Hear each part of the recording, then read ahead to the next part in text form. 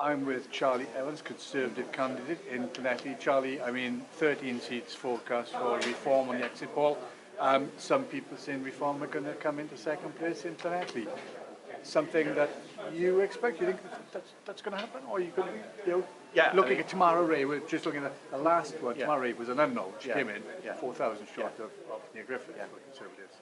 Yeah, I think ultimately, you saw in 2015 in Llanelli, we came fourth in that constituency where you saw the rise of UKIP. I think we've seen a similar dynamic here this evening, but obviously it's been a terrible night for my party across the United Kingdom. I've not seen all the results, but it's been a difficult night at the office, and ultimately we have got, as a party, have got to win back the trust of people living in not just Llanelli, across Carmarthenshire, Wales, and the rest of the United Kingdom. And Reform have, I guess, capitalised on some of the issues such as things like immigration, where we didn't cut immigration down to the tens of thousands that we promised over the years. And that's a particularly personal area of frustration that we've not delivered what we said that we're going to deliver.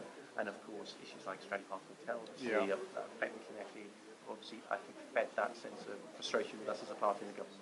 Do you think now that politics has become so merged almost into a couple of single issues rather than, the good old-fashioned it was centre-right, it was the far left, it was the far right, and so on? Do you think that one of the issues today is that people are looking at politics and, the Conservatives are almost the same as Labour, almost the same as, like a Reform. There's no major differences. You're all vying now for quite a well-read, almost educated, and people who are really quite tactical almost in their voting as well. Yeah, I think there's.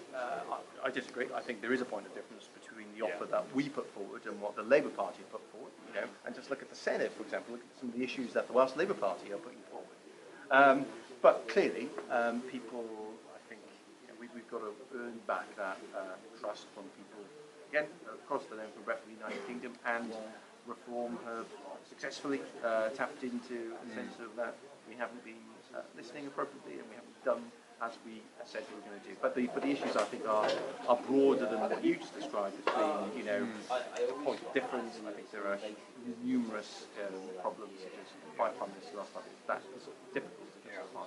I mean, no party seems to have avoided the sort of sleaze and scandal and corruption. Now, it's not sort of unique to the Conservative Party, but I guess you would say that you have suffered as a result of a lot of the media coverage of that as well. Of course, and hugely frustrating, because I like to think of myself as someone of a good character, and I've tried to, but there's no getting away from the fact that a lot of these incidents, unfortunately, weigh in the minds of voters, because rightly, the electorate expect their public servants and those standing for office to hold to the highest standards possible. So again, that's obviously had an impact, but there are multifaceted reasons why we're in the situation tonight. And Carmarthen, obviously with the boundary changes, that's going to be quite, well, it's the one to watch really, and that's what most of the media are focusing on, certainly in this area of Wales.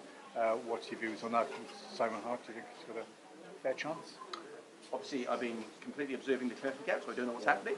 All I can say from that particular campaign is that Simon's run a fantastic campaign, really campaigning on local issues, and it's a three-way marshal between Labour, Plaid and Conservative. I think what we've been saying is ultimately Labour and Plaid are essentially the same party. They've been in a cooperation agreement for the last 2 or 3 years, and conveniently Renap Europe has decided to terminate that agreement, just in time, by the way, for a general election. And Simon was the most experienced candidate. As I said, I've not seen the results, but naturally, what is happening across the country undoubtedly will be playing a part here in this in the Selwyn Samuel Centre this evening as well. But I haven't seen any of the votes yet. Many thanks for speaking to us. Thank you.